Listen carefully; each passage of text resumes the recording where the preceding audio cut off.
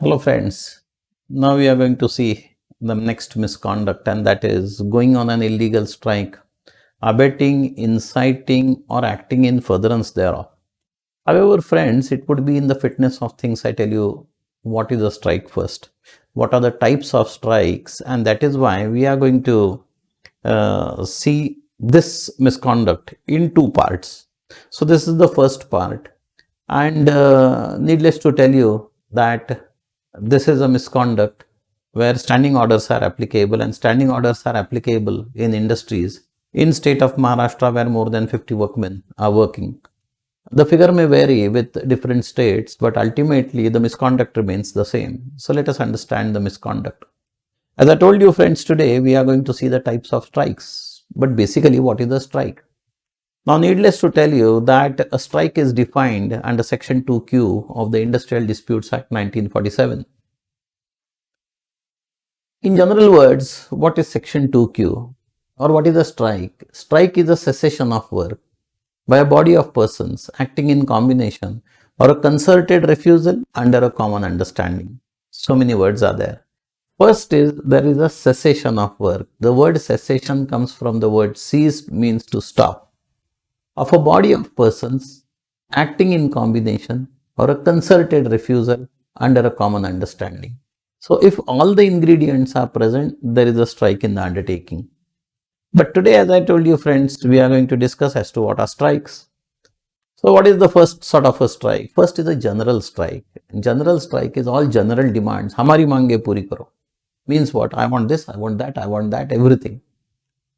It is said, I have heard somewhere, that Benjamin Franklin once was asked, he was a union leader and he represented some workmen, and he was asked, be brief and tell as to what the workmen want. And he was very brief and he said, the workmen want more. You give him provident fund, he wants ESI. You give him ESI, he wants this thing. You give him this thing, he wants overtime. The workman wants more, is what he was saying. But yes, what is a general strike? General strikes were very popular in earlier British departments such as posts, telegraphs, railways. And they were all for general demands, that all the labor legislations, whatever I spoke of, provident fund and ESI and this and that. So they wanted all benefits, and this was the demands were general in nature, and that is why the people or the unions who indulge into strikes for all these general sort of demands, the strike is called as a general strike. Then there is mass casual leave. Well, to remain absent from work is a misconduct. But just think of a situation, if all the employees and all the workmen are absent on the same day, how would the industry run? So en masse casual leave or going on en masse casual leave is a very serious misconduct. And we had Supreme Court telling us in Standard Vacuum Company case versus Workmen that all the workers were absent on May Day. Now we all of us know the 1st of May is May Day, workers of the world unite. And everybody went on absenting themselves from work on 1st of May. And then it was held that yes, they ought to have been given a holiday because it's May Day. And in this case, it was held that it is not a strike. Now we come to the next form of a strike, and that is sit-in strike, stay-in strike, or sit-down strike, pen-down strike.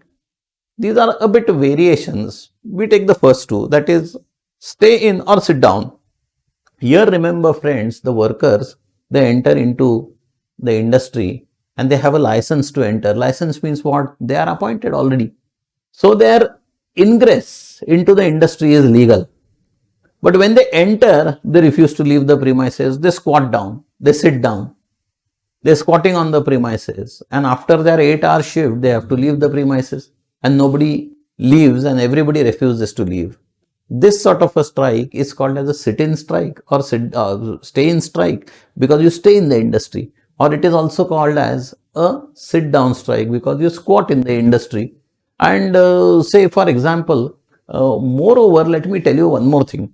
Here what happens is that when the workers enter the industry, the entry is legal, and then they refuse to leave the industry after their time is over, that is 8 hours. So the question is, what sort of a behavior is this? And this is well enshrined in section 441 of the Indian Penal Code. This is nothing but criminal trespass. The workers are in the industry not to stay day in and day out and overnight and whatever.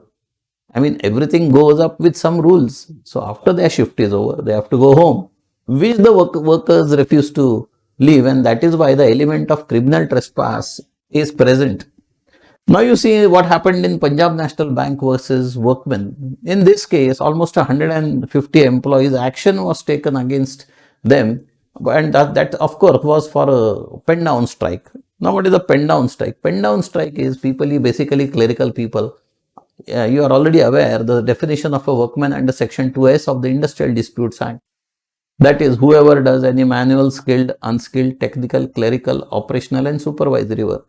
Now here the emphasis is on the word clerical.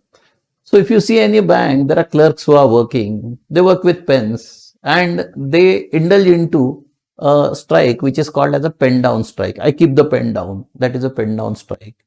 And as I was telling you, in Punjab National Bank case, almost 150 employees, action was taken against them for pen down strike.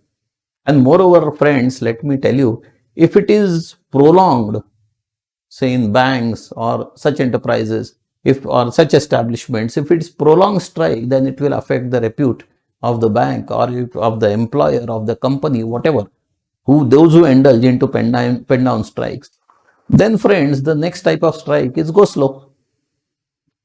Go slow is an insidious method of a strike and is having severe and harmful effects. It is stealthy. It is not something which is warranted, and moreover, let me tell you friends, it's against the tenets of the elements of strike which are enshrined in section 2Q of the Industrial Disputes Act, which I just now told you.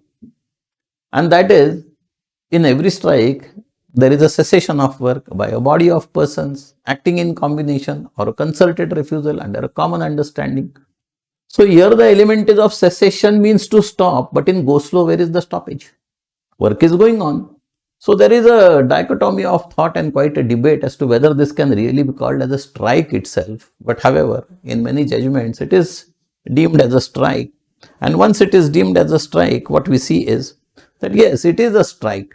And it's a very pernicious method. It's a very insidious method wherein you make a pretense of working, but you are not working. And you are entitled to the full salary, but you have not worked for the full period. So this is in a way a dishonest method. Supreme Court calls it dishonest. It's go slow. And it has very harmful effects. It's a harm which is slowly progressing in the industry. Vasant Madhora versus Gujarat Works, here it was decided that for a go slow, dismissal is the only answer. And it was also held further that a dismissal for a go slow cannot be said to be disproportionate. It's not a disproportionate punishment. Then friends, there is a token strike. Token strikes are of small durations. Workmen of Dimdimati estate, wherein what it could be of a small duration, 10 minutes, half an hour. But yet what was held is that all the elements of a strike should be present, and secondly, notice should be given.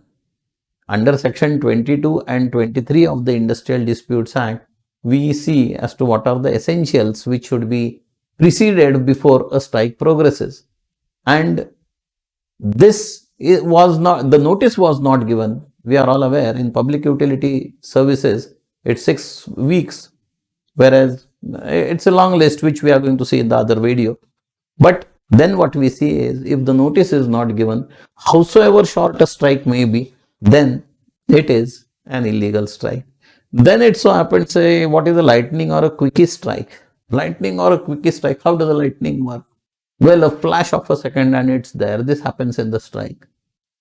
That yes, the union leader comes on the shop floor and gives a call, a whistle that yes, stop work, and immediately the work is stopped. And let me tell you friends that in Rashtriya Mill Mazdoor Sangh versus India United Mills, the lightning or a quickie strike does not have an element of a notice itself.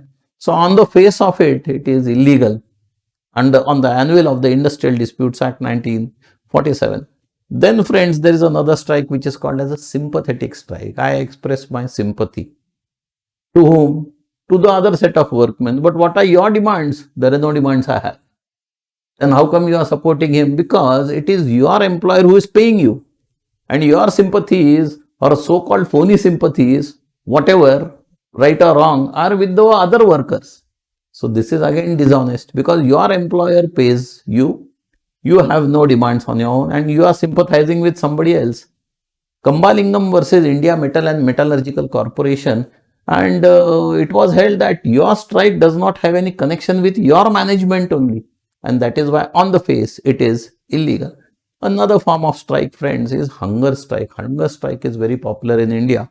In the days of Mahatma Gandhi, this was called as satyagraha, wherein the object was to procure the ends of truth. And this is also punishable under section 309, that is attempt to commit a suicide.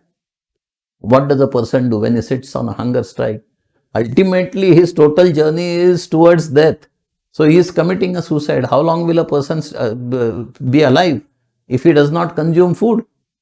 And that is why people who indulge in hunger strike always stand on the anvil of being charged with an offence under section 309 of the Indian Penal Code, that is attempt to commit a suicide. Then there is work to rule strike. Work to rule strike is you strictly adhere to the rules in such a fashion that it becomes impossible for people to work with you. Say for example, in public utility departments, for example in the railways, you want to go somewhere, you come at the railway station to have a reservation, and you come at 8 o'clock in the morning and you travel in the line, and ultimately at 5:59 you are at the counter. You pay the money, and then he is to give you a ticket, and he does not take the money from you and tells you time ho gaya, time is up, come tomorrow. You said, what are you talking? Is this a department? The public are harassed. I'm standing at 8 o'clock in the morning, it's already 6 o'clock, and you are asking me come tomorrow. You just have to tear the ticket and give it to me, and here's the money. Said, no, we are working as per rules. Now it's 6 o'clock, time is over. Now here the public is harassed. So work to rule strike is a harassment of the public, but it's a type of a strike. Then there is mass resignation. So everybody resigns at the same moment. One person resigning is understood, and in Antony versus Fresh Food and Ice, this is a very landmark case in which it was held that if all the ingredients of a strike are present, then it's a strike. So mass resignations is also a form of a strike. Then there is Gherao. Gherao, now see, the word Gherao itself is of a vernacular origin. There is no English word like Gherao. It's the encirclement of a target. The CEO or the MD is made to sit somewhere, and everybody encircles him. And sometimes this takes very cruel forms. The managing director or the CEO is not even allowed to attend nature's calls. He is not allowed to go in any direction. And moreover, who are the workers not to allow him to go in any direction? Wherein in India, under the constitution, we are having right to movement, which is a fundamental right. Who are the workers to stop my movement in India? So, right to movement, this is cruel, I told you. And then this itself goes to the root of the matter. But one more aspect, let me tell you, friends, as we are passing through, right to strike is not a fundamental right. It's not enshrined in Part 3 of the Constitution, which speaks of fundamental rights. Right to association, right to form an association is a fundamental right, but right to strike is not a fundamental right. So what is the strike? The definition and section 22 and 23 can be found in the Industrial Disputes Act. So these are some of the types of strikes, but however, friends, there is a lot of criticism also. India, everything can be criticized. So let me tell you a bit of a criticism before we close down in this video. Okay.